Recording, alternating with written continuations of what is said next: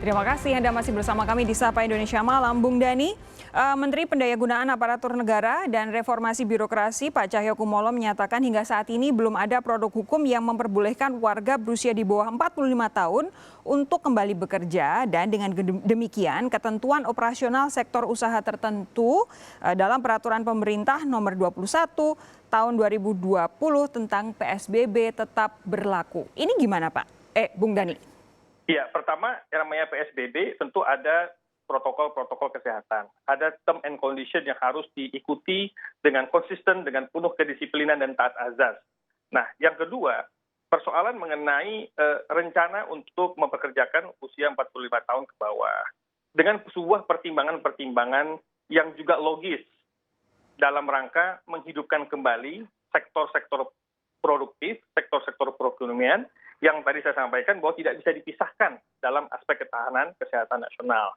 Nah, namun demikian, karena memang kita lagi mengevaluasi dengan detail, dengan berbagai pendekatan ilmu, termasuk ilmu kesehatan, maka apabila ke depan akan diberlakukan mempekerjakan yang 45 tahun ke bawah ini, tentu juga akan mengikut sertakan protokol-protokol baru yang tidak menggunakan protokol yang sekarang bagi yang bekerja. Jadi pasti akan ada protokol baru. Namun itu akan ditempuh keputusan tersebut apabila ada beberapa prasyarat-prasyaratnya.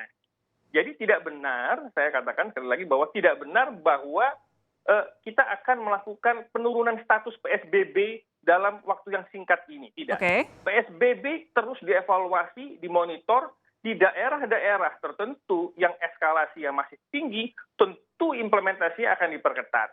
Nah, di daerah-daerah tertentu yang memungkinkan ke depannya terjadi relaksasi, maka kita akan turunkan tim ahli-ahli public health, epidemiologis untuk melihat bagaimana tren penurunan ini dalam kerangka ilmu Bung Dhani, public health. tapi kalau produk hukum dasar perintahnya belum ada, lalu apa dong nanti guidance untuk baik pemerintah pusat maupun daerah? Loh, kan ini masih mengkaji, Mbak.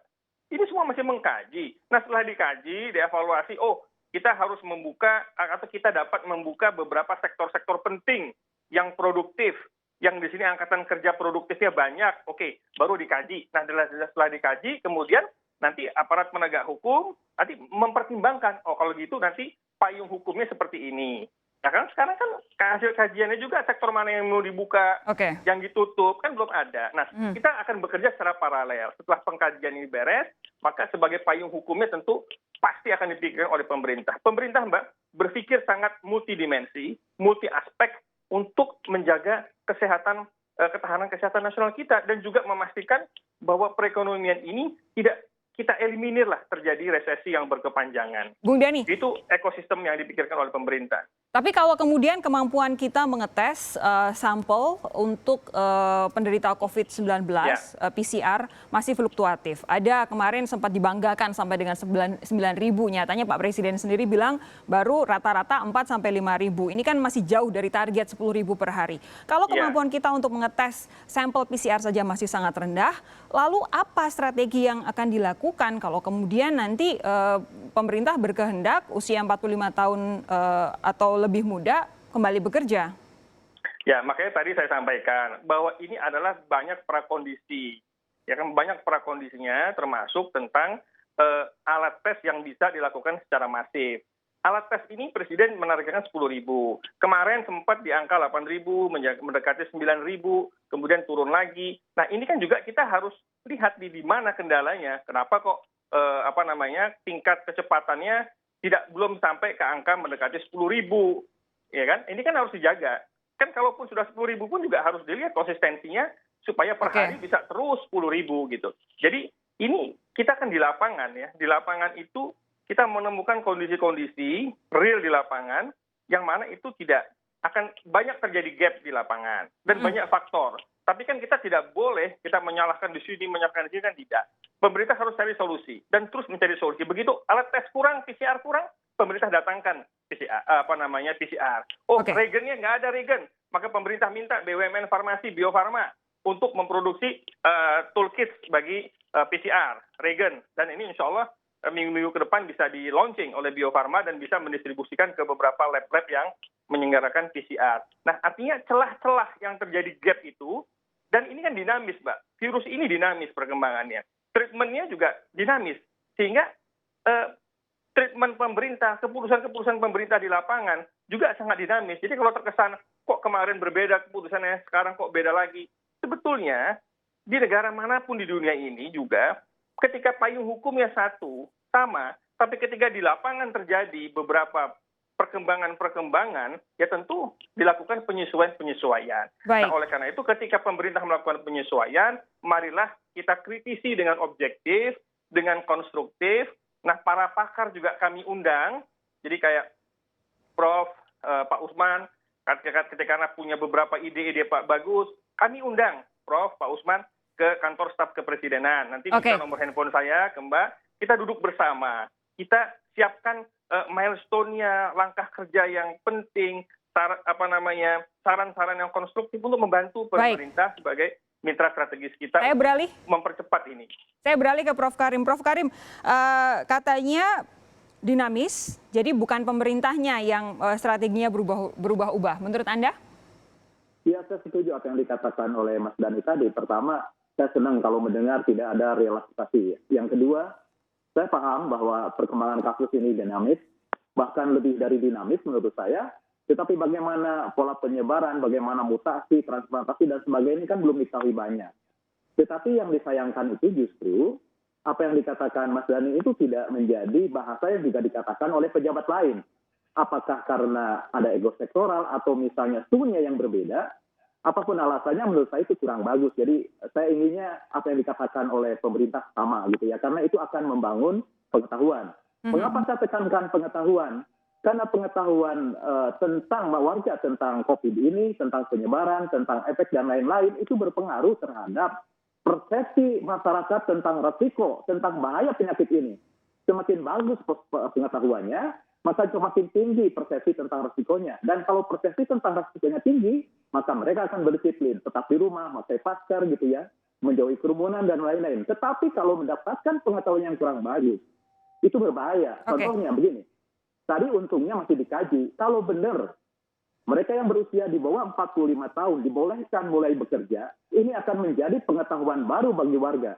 Dan ini akan mengurangi tingkat risiko yang dirasakan oleh warga. Mengapa begitu? Karena warga akan menganggap ancaman yang datang dari COVID ini sudah berkurang. Buktinya sudah dilonggarkan, buktinya sudah mulai bekerja. Padahal nyatanya kasusnya masih sangat tinggi. Jadi menurut saya harus cepat dilakukan kajian ini sehingga tidak ada kesan seperti tarik mundur kayak masih gitu ya. Tapi ya, ancaman yang kita hadapi ini nyata. Harapan kita juga sama, ingin segera kasus ini berakhir. Kita tidak boleh pesimis. Kita harus tetap optimis. Nah, optimisme itu antara lain dibangun oleh imunitas tentang pengetahuan, imunitas tentang informasi, dan keyakinan bahwa kita berada pada track yang benar, sehingga harapan kita itu tidak menjadi angan-angan. Karena itu, sekali lagi, karena tantangan yang kita hadapi nyata, ancaman sangat serius, mudah-mudahan ini menyatukan kita, bukan hanya menyatukan kita di republik yang berpulau-pulau ini, tapi menyatukan kita di dalam kesamaan. Ya, kebersamaan di dalam makna tentang betapa seriusnya ancaman COVID ini, betapa pentingnya mengambil tindakan segera. Saya memahami dilema yang dirasakan oleh pemerintah antara mengatasi COVID-19 dan menyelamatkan perekonomian. Tetapi kalau kita melihat akar persoalannya, ekonomi kita melemah kan karena ancaman COVID. Jadi menurut saya harus fokus, selesaikan COVID-nya, selesaikan ancamannya, selesaikan akar persoalannya, nanti lambat laut ekonomi akan membaik. So, kalau dua-duanya ditangani tidak akan fokus gitu. Dan sampai kapanpun ekonomi tidak akan membaik kalau COVID-nya tidak selesai. Menurut saya begitu. Ini yang akan saya tanyakan juga kepada Bung Usman. Bung Usman, masa iya negara kemudian tidak boleh untuk bagaimana caranya mengupayakan supaya roda ekonomi berputar kembali?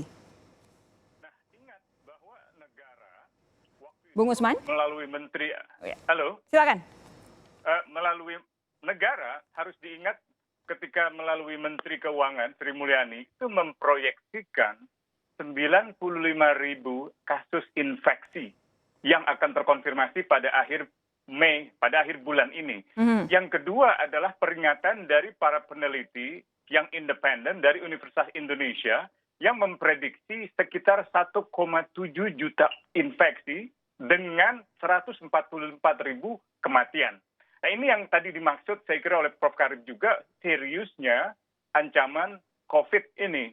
Yang ketiga adalah saya kira soal ekonomi itu terbagi ke dalam dua hal.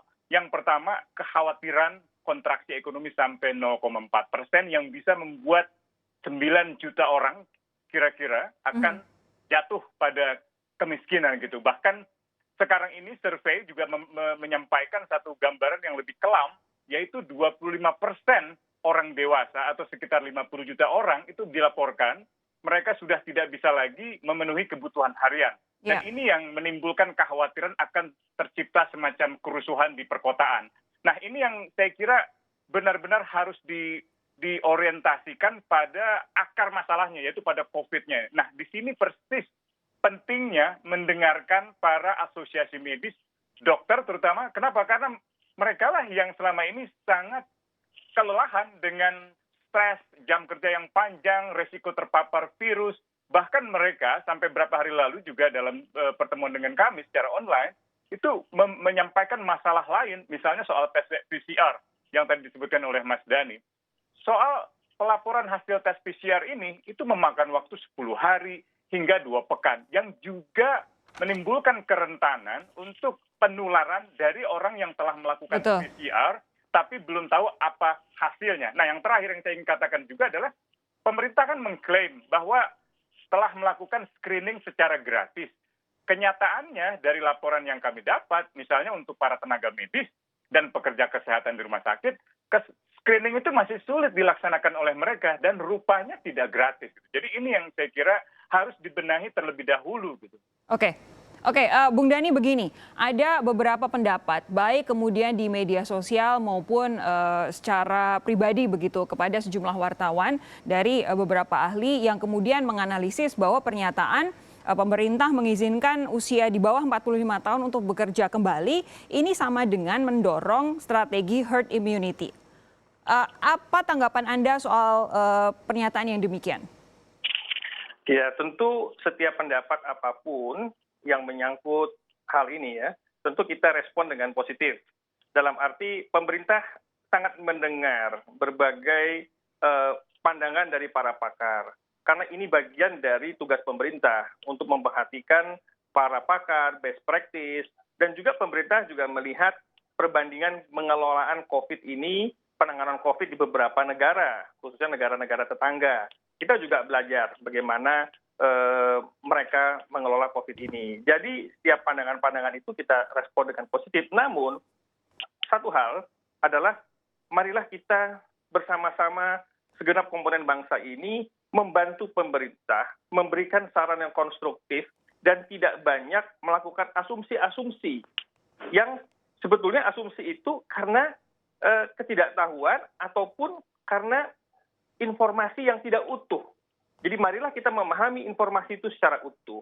Pernyataan Pak Doni Monarko secara utuh, secara komprehensif, dan juga melihat multi dampak yang terjadi secara komprehensif juga. Sehingga kita bisa memberikan saran yang konstruktif, sekaligus juga menjadi komponen bangsa yang wise.